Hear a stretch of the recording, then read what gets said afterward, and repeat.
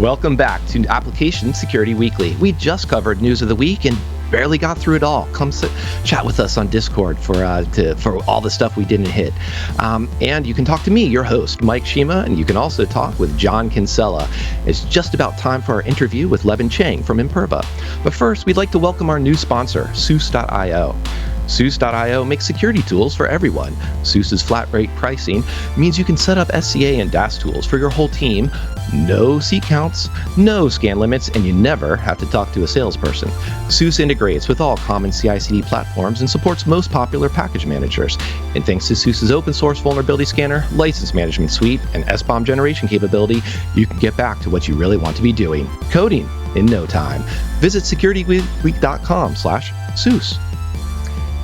And do you have a specific guest or topic that you want us to cover on one of the shows? Submit your suggestions for guests by visiting securityweekly.com/guests and completing the form. We review suggestions monthly and we'll reach out to you once reviewed. Lebin Cheng is a technologist and serial entrepreneur with more than 20 years of experience in cybersecurity. Lebin co-founded Netskope and later co-founded CloudVector, acquired by Imperva. He was awarded 15 patents in areas such as network security, application infrastructure, and API inspection. He holds an MBA degree from the Haas School of Business at UC Berkeley and an MS in computer science from Purdue University. Hello, Lebin. Thank you for joining us. Hi, Mike. Thanks for having me. Thanks for the kind intro.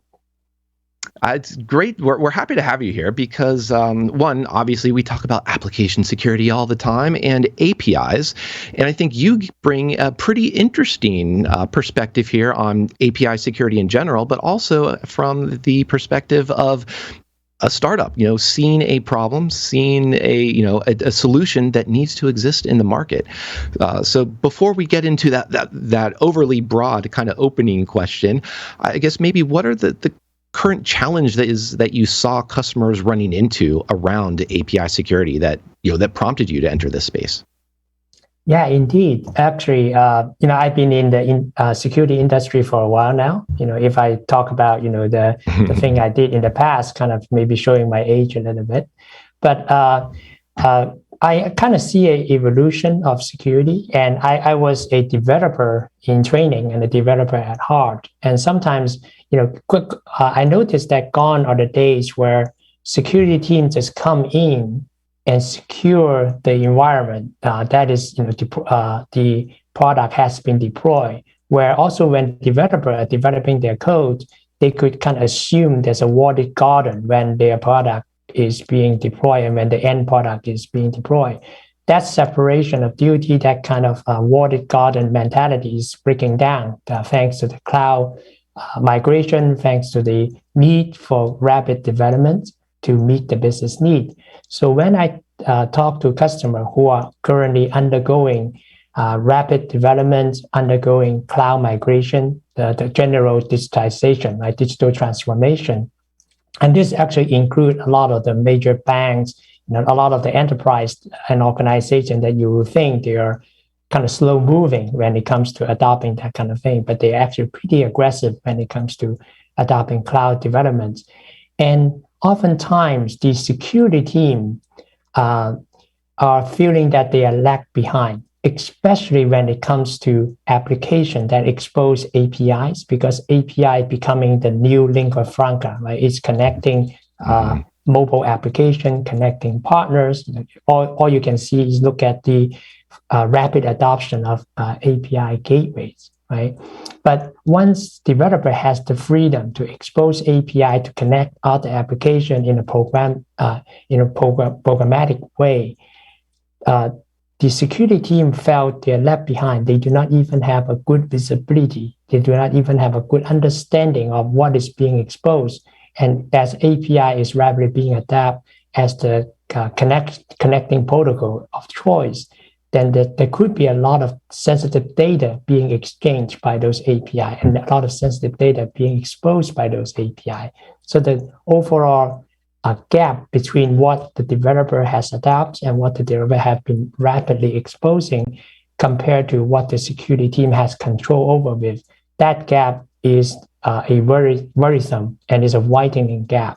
And a lot of customers are telling us that they need tools for them to have a better control of that. without actually having to slow down the developers in the process. Yeah, and I think that idea of AppSec feeling left behind, while I can empathize with that feeling, it's part of it, I think, comes from maybe is a little bit deserved in the sense that from the developer perspective, well, AppSec, team, what are you doing for me? Are you telling me I have to pause my development now for 6 months while we overlay and re-instrument all of our code? Do I have to drop this huge heavyweight item within my legacy code, or this huge heavyweight aspect that's going to burn a bunch of CPU, take a bunch of memory, that's inspecting all my code and defensive? So what's the smart way for AppSec to be a little bit self-reflective and say, maybe I'm left behind because I'm not offering something as useful? What's the useful way to engage with developers and not be left behind? Yeah, that's a great observation and great questions. And I would like to use an analogy, right? And a lot of us has been to the airport. Well, maybe because of COVID, we have done less so. But you can still remember the TSA check lines, right? And the airport is kind of the ultimate audit garden, right? You cannot go in without going through that check line, and that check line can be very, very long. And you check everything. You have to take off your shoes and take your laptop out of the bag and things like that. And that check line is the only checkpoint, right? And oftentimes the conventional security, they talk about choke points, talk about a gateway, talk about a firewall, right? And that kind of thing is becoming the impediment as the application is becoming more and more architected to be composable, and services, you can actually compose of multiple cloud services together. And a lot of the applications are being hosted in the cloud in a microservice manner, and they're being managed as microservices. And those call for something that you should not expect. You have a choke point, you have a kind of TSA check line for every single interface. And the lack of the choke point and actually the democratization of the underlying infrastructure make it extremely challenging, as you accurately point out. That is the main reason the application security folks sometimes felt left behind, because they're stuck with some of those gateway-centric, choke point-centric tools. And what I have in mind is, rather than taking that, you actually see a lot of places like your stores and even your home, they're adopting more as a detect and response kind of strategy. And a lot of us use security camera. I have many security camera even for my home. And so what I'm proposing and what we actually work on and in the API security realm is actually a set of that API security camera, if you will, a very lightweight sensors that can sprinkle around your infrastructure, observe what's going on, and have the intelligence in the back end to just imagine your security camera have facial recognition, have something that built in without human intervention can actually detect normal versus abnormal. Then that will be the best strategy, right? The security camera versus the TSA checkline approach. Yeah, and it sounds like the idea, rather than just trying to say we're going to harden every single line of code from the very beginning, it's more of the as you're describing, observability or monitoring. So at least we can be not surprised by anomalous behavior, not surprised by things that go that go wrong, so to speak.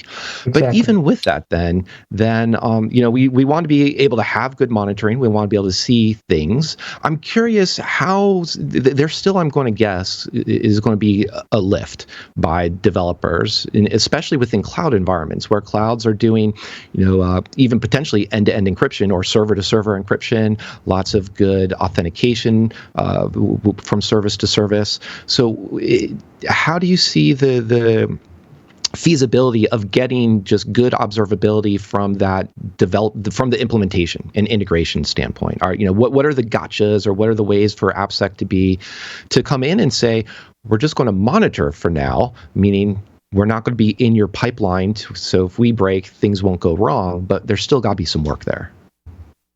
Yeah, that's a great question. And actually, indeed, the good news is actually that with the cloud native movement, and there's a lot of attention paid to having the underlying infrastructure suitable for insertion of observability elements, as long as you're very carefully crafted that element. And for example, the product that we used to build in Cloud Vector and later acquired by Imperva, and just a few days ago we GA that product. And one of the cornerstone for that product is the set of what we call microsensors, and those sensors are just like a security camera, but they're purpose built for extremely lightweight.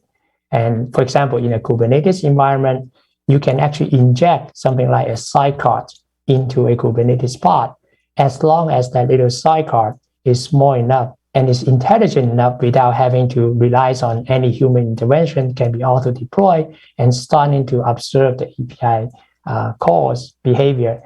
Because inside that pod, we don't have to deal with encryption, because the encrypted tunnel is between pods, the MTLS tunnel. So that's the perfect way for ones to actually insert, as long as you could build the observations elements small enough and also suitable to be itself has to be cloud native. Itself does not need to require heavy instrumentation, does not have to require any code change or any platform change, because that tend to be the one that grind the development or the DevOps down when it comes to the agility, when it comes to speed to deployment and speed to innovate.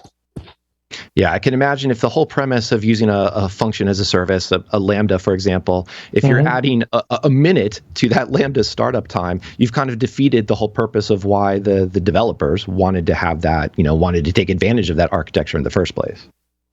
Exactly. That's why being lightweight, being self-contained, does not have have minimized external dependency and only dependent on standardized methods. For example, when we craft our cloud native infrastructures, our controller itself is completely containerized and completely suitable for deployment for any cloud and any Kubernetes environment, and even heavily outsourced managed Kubernetes deployment like AWS Fargate. At the same time, our microsensor, it can be injected in any standard-based Kubernetes pod without worrying about whether or not it was deployed using AWS Fargate, or without even worrying about whether or not the API it's observing is actually having a serverless backend or having a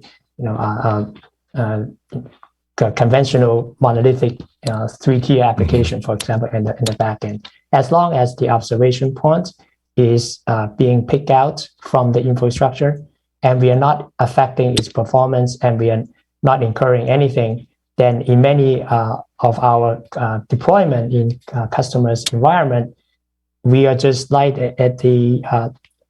just like a security camera innocuously sitting in the back and observing what's going on. Then we actually can take those API calls, take those security events, and we can enable us to take rapid response in response to any anomaly that we see. So that detection response strategy works really well in this environment to try to achieve the balance of allowing rapid developments, continuous deployment to happen without any friction, but at the same time having control and visibility back to the security team.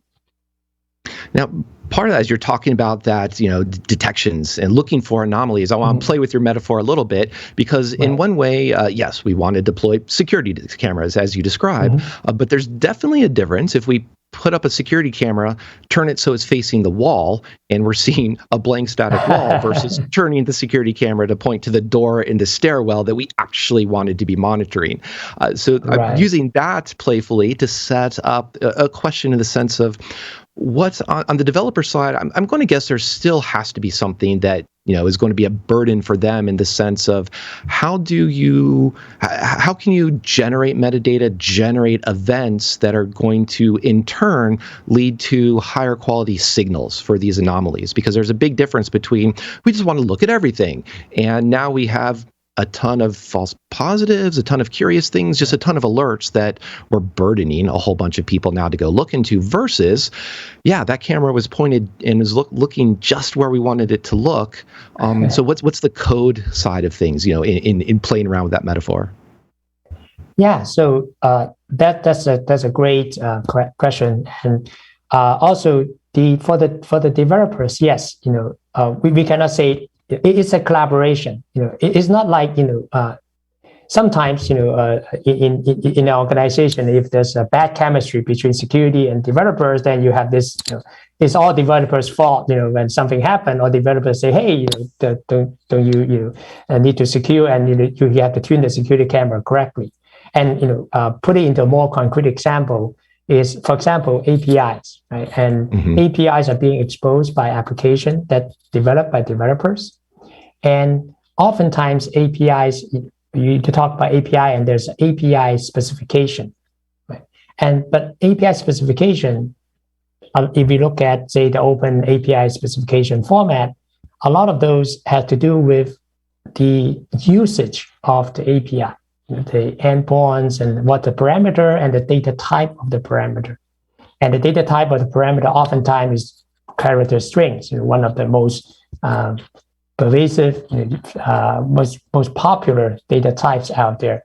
But from a security point of view, it's not only enough to know the parameter name and the character string type, or maybe even just the maximum length of the character string type. You need to know whether or not there's any sensitive data being exchanged, or if there's any inputs that is a ID that would actually lead to the extraction of sensitive data in return.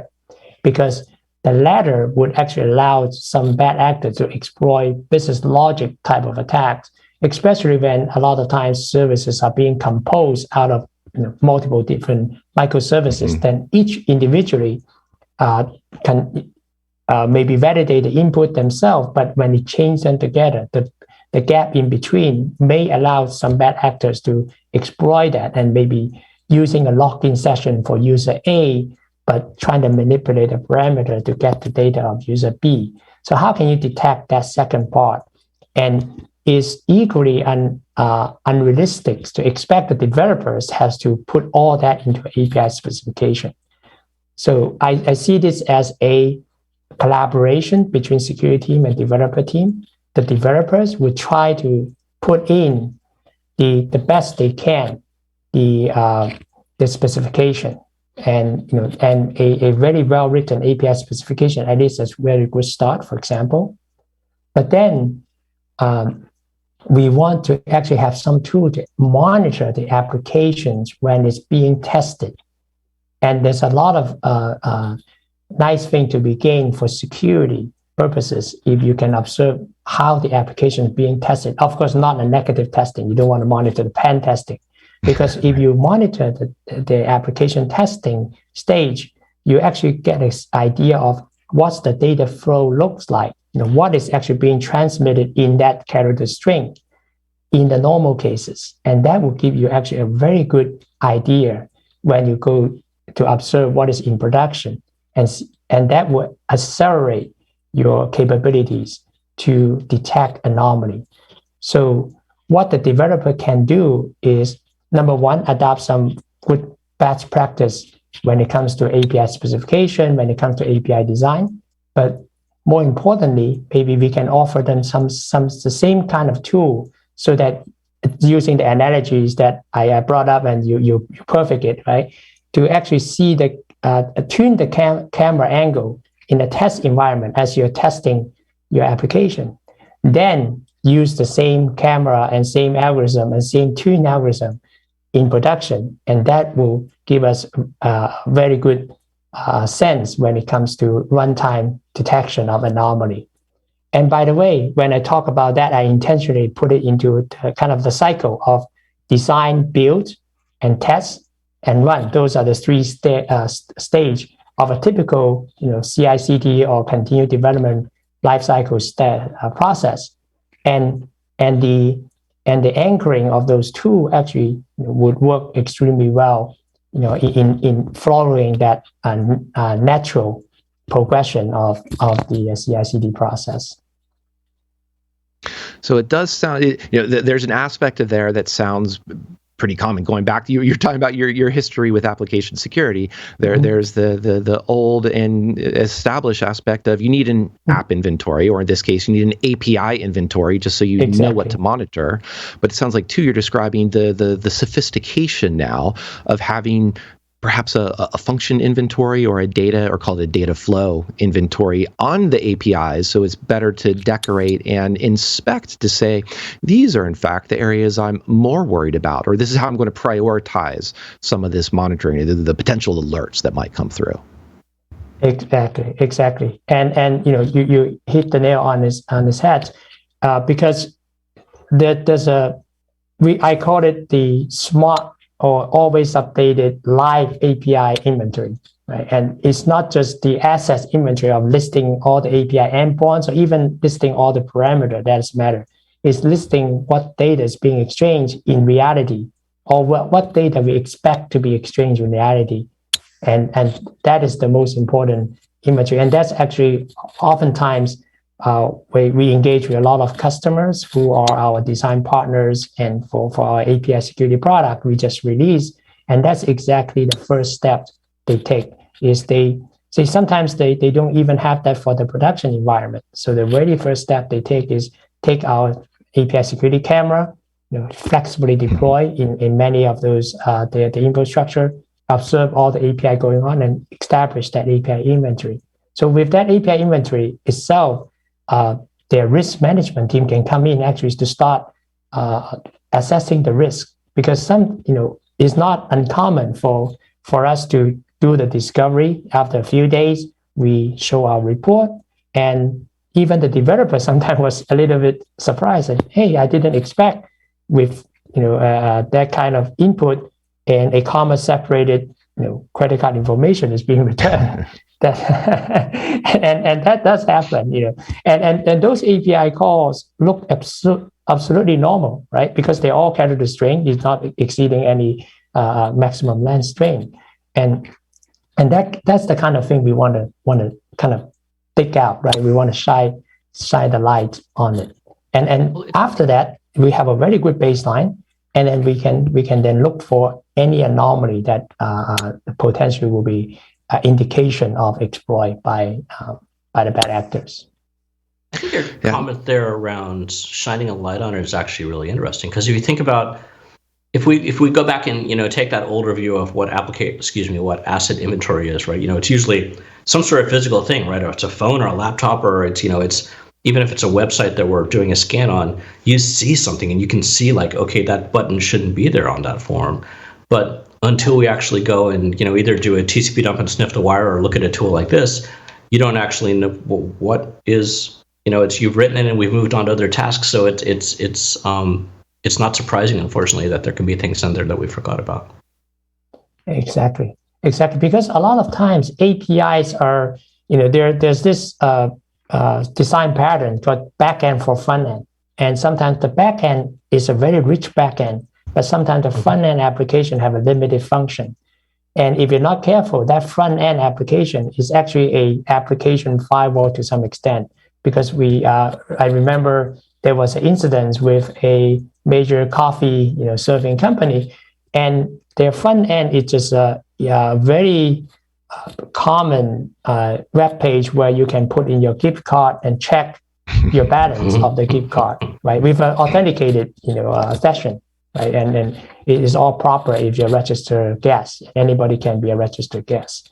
But the backend API, there's no front end for those API, and the backend API is actually made and related to a backend that actually have a richer function. And somebody figure out how to trick the front end to relay a call, and rather than relay a call by just checking a balance of given a specific input as a gift card number, which is itself not very much sensitive, one can actually send in a command for search, and you can actually do an internal search by the backend, and the backend can return anything that it had access to. It almost like open up the entire kimono to the backend database, and you can even search all the internal customer names and IDs and everything like that. And that kind of logical mistake is almost impossible to spot out if you actually have, even if you have code review, because the front end say, oh, I just validate the input, there's no buffer overflow and any strange string. I pass it into the backend. The backend say, oh, it's coming from a trusted front end. It must be okay. And without much thought, the backend will execute it. And as you point out, a lot of those API calls, they're headless. Right? They're created for programs to interact with each other. And sometimes programs are very hard to be spot, with a lack of a button or there's a UI to be kind of intuitively to be introspect.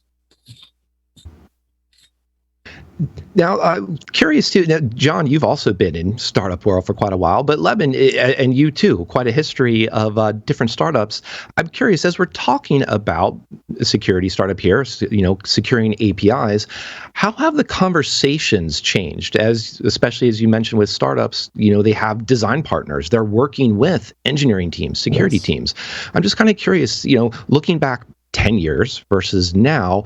Have the conversations changed in a positive way, or have they changed who you're talking with? Do you tend to actually talk more with the VP of engineering now, as opposed to just like the CISO or the app pen tester or just the risk management team? Curious if there's been something helpful there to highlight for our listeners. So it could be a selection bias, but I will share my observation. I'd love to hear what John has to say, or from his perspective. And yes, I do tend to, in the past, right, back in the days when I was working on a intrusion detection, intrusion prevention firewall, and that kind of company, when we interact with customers, it's all security guys, right, network security folks, and they almost discourage us to involve any developer in the room. And we don't want to affect them, and we just put a appliance, in a kind of a choke point in the network, right? And then we try to figure out what's going on, and we stop the bad guys, and we let the good requests go through, and that's we kind of wash our hands, and so that we can catch, even if the developer make mistakes, we stop the bad things happening to it, and that's the mentality, and there's a very, very drastic change. And nowadays, when I engage with a lot of customers, I oftentimes start with the security team still. We get introduced, and the security team, because as we at the beginning we mentioned, they felt left behind. So they actually introduced, they were very much enthusiastic about any tool that can let them regain control and regain visibility.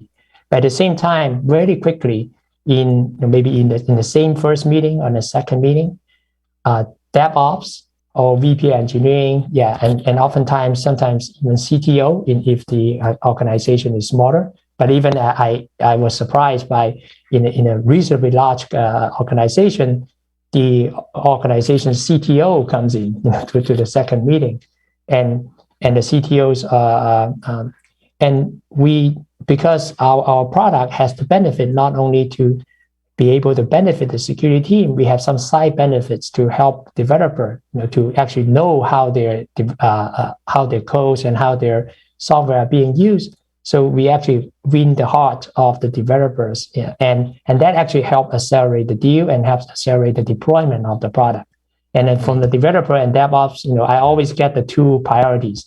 Number one, whatever you deploy should be easy to deploy. If I use Kubernetes, I should not have to adjust my Terraform too much. And second thing is, once you deploy, it should not bring down my application. And then thirdly, a nice to have is if you can give me more observability and give me more metrics into my application and telling me more I do not know, that's even better. And that usually are the 1, 2, 3.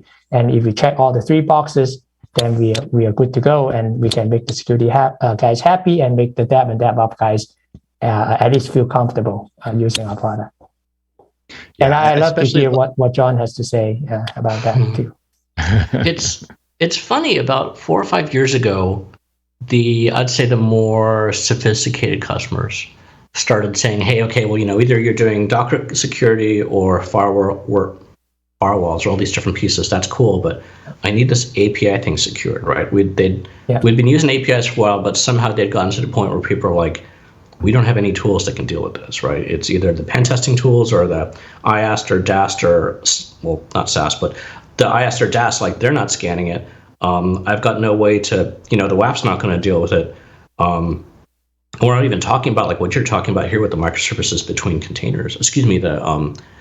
Going on between microservices. So they were really in the dark, and they had, and I think everything you've talked about so far, Lebin, has been really within that Kubernetes cluster, to use that phrase. But what about if you're sending data back and forth with a third party, like one of your business partners, and they had no visibility in any of that? And I think that's where this started getting interesting, and people started thinking about, okay, what does API security mean? And we started looking at like proxies or things like that. But yeah, I think what's interesting about another way to look at what you've just been saying is you can't do this without the developer being active, because you are touching their source code and you're looking closer at, you're getting closer. I mean, that's what an API does, right? It allows you to get closer to that source code, closer to the back end. So you literally have to have those guys in the room. And I think what's interesting is if you look at we can talk history again, but last 10, 20 years, we've seen developers become more and more accepting of security, right? It's not so much an us versus them thing. We try very hard to make it not like that. And I think we do. We're getting better at it. But yeah, that's sort of the important part is how do we take information like what he has here and present that in a form which people go, oh, that shouldn't be there. Like you said, the credit card shouldn't be in that CSV.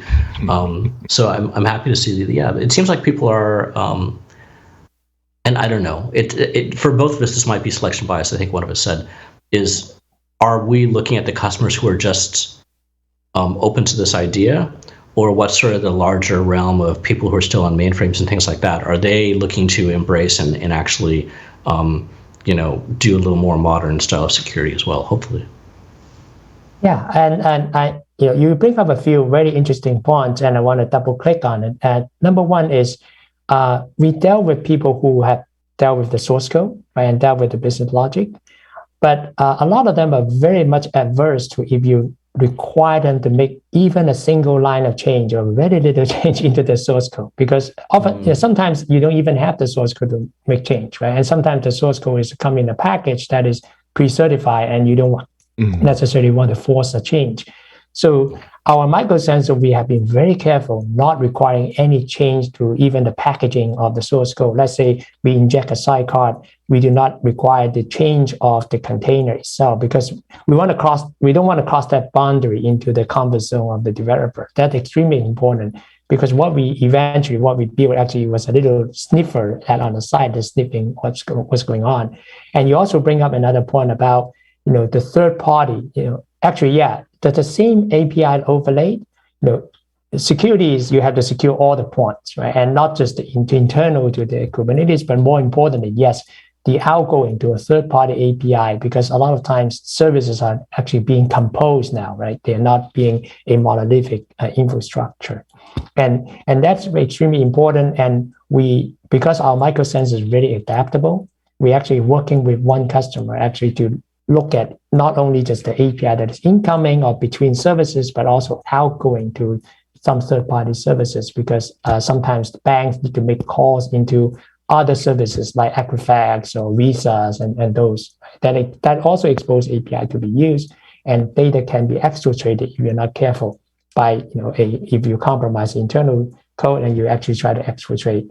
And I actually, in one of my engagement, I actually found out that hackers and bad actors, they are starting to actually being very creative, and they are leveraging the cloud as well. So the good conventional ways of looking into trusted IP address is kind of out of window now, because oftentimes is same API, the API that is exfiltrating data could be an API hosted by a hacker, and that's running in the same AWS or the same Azure regions. And so you just cannot make any assumption about IP address, etc. Yeah, I think this is talking about composing all these together. You've given us a great concert of playing with metaphors here today, of a great composition of all the challenges and those three steps of getting to the ultimate point of a security tool that provides engineering benefit in terms of observability to developers. And I think that's one of the biggest things that stood out to me. So I wanted to maybe wanted to say that as my last point. And just any last words or calls to action, Lebin, that you'd love to see within the world of API security? Oh yeah, so of course, our just released the product, and please come to Imperva and check out, come to our website and check out the new product. It's the API security product, but it's only the first steps. And I always have the vision in my head that I want to create a tool that facilitates the collaboration of security and development, and making sure that development is secure, having that guardrail provided for developers, so that as we go through the cycle of development, the development process can itself produce self-healing, self-securing, and monitoring code, so that company can achieve truly DevSecOps as a result. So it's only the very first step, and we're looking for design partner customers to embark on the journey with us. Awesome. Thank you very much, Lebin. And thank you, John, for joining us. And thanks everyone in Discord, especially everyone who popped in from Twitch and YouTube as well to chat with us. To learn more about Imperva, visit securityweekly.com/Imperva. And just want to say once again, thanks everyone for joining us. Please share with a friend, give us a like, check out the show notes. And speaking of the magic of API security, I'm going to go listen to some synthwave, this time Pixel Dust by Gene Phoenix. And with that, we'll see you next week on Application Security Weekly.